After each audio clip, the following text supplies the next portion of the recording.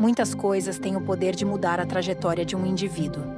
Mas na história de uma sociedade, apenas uma força é capaz de transformar a realidade de milhões de pessoas de forma planejada, contínua e duradoura: a educação.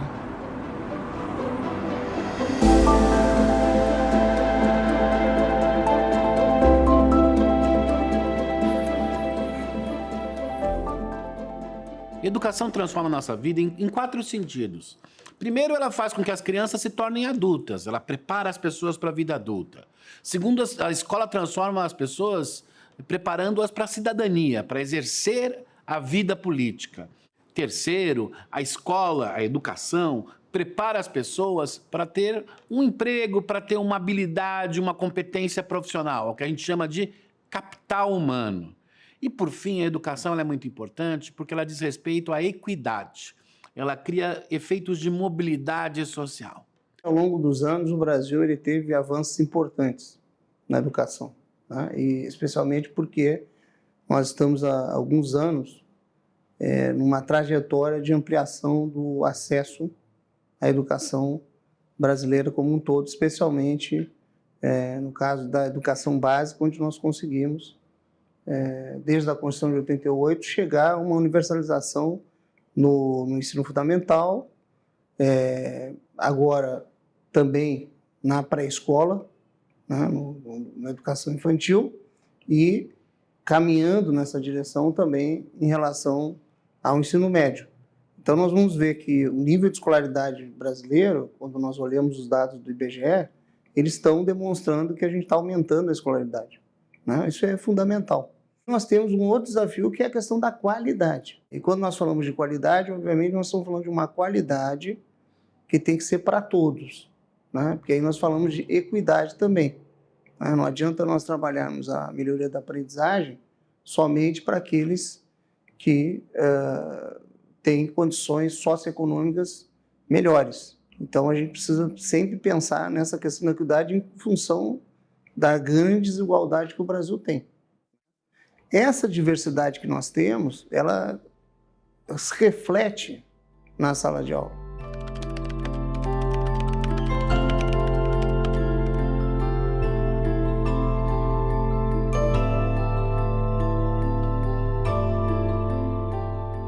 A desigualdade social se manifesta na assimetria do aprendizado. No dia a dia, educadores enfrentam o imenso desafio de gerenciar turmas onde os alunos se encontram em estágios de conhecimento completamente diferentes. O professor do Brasil, diferentemente dos países desenvolvidos, ele tem que trabalhar num ambiente onde há uma simetria muito grande, né? Ele tem lá estudantes que estão abaixo do básico. Quando nós fazemos nossas avaliações formativas, esses estudantes que estão abaixo do básico, as competências e habilidades que eles precisam recompor em sala de aula, muitas vezes estão associadas a anos anteriores ou séries anteriores, né? Então, por exemplo, um estudante que está no primeiro ano do ensino médio, ele muitas vezes tem uma dificuldade em matemática, você vai ver que essas competências e habilidades que ele tem dificuldade estão associadas a competências e habilidades lá do sétima série, do sexto ano, né? Por quê?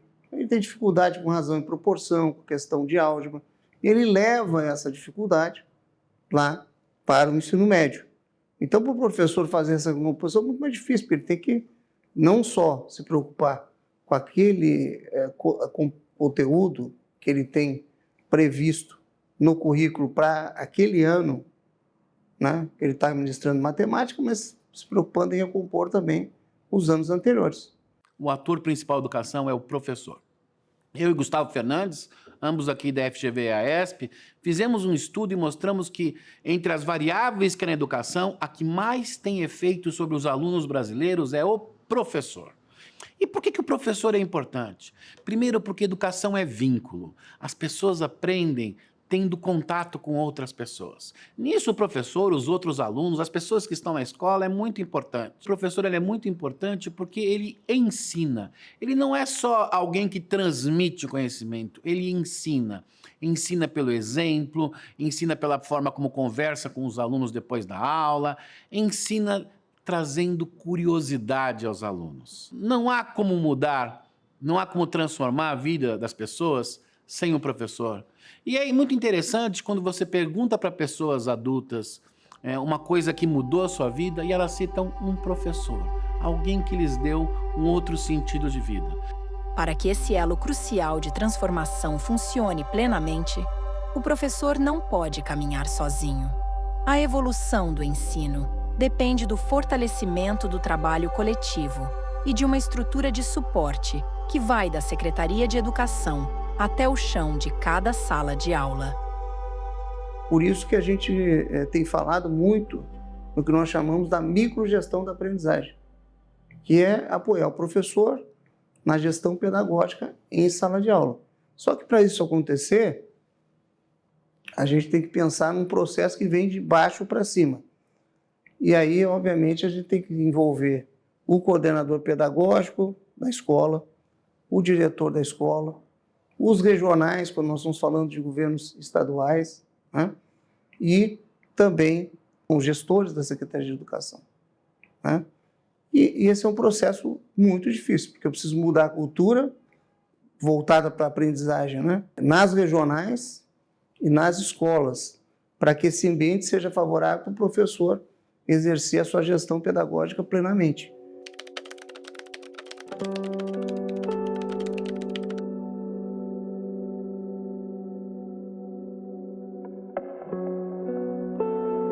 Mas o professor não é um ser solitário, não é um Dom Quixote.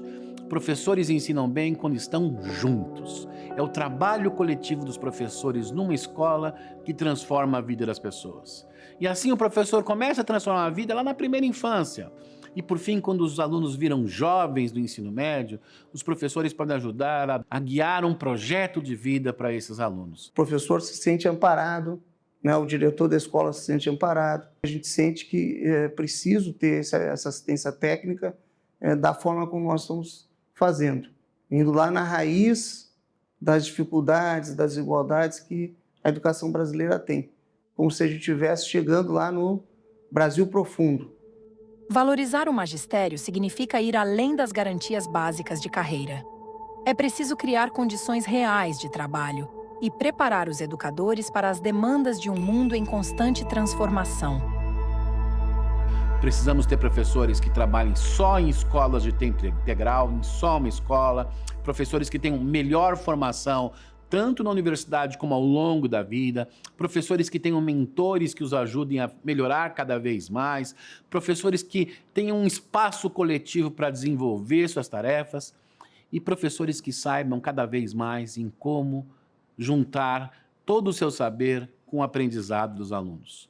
Esse é o nosso maior desafio, termos professores que ensinem melhor, e isso importa muito, porque se os professores ensinarem melhor, nossas vidas se transformarão mais numa escala muito mais ampla no Brasil. Garantir o direito de aprender é consolidar as bases de uma nação desenvolvida e justa. A união entre dados científicos, gestão eficiente e o fortalecimento do trabalho docente é o que pavimenta o caminho da equidade. Porque quando apoiamos quem ensina, transformamos o futuro de quem aprende.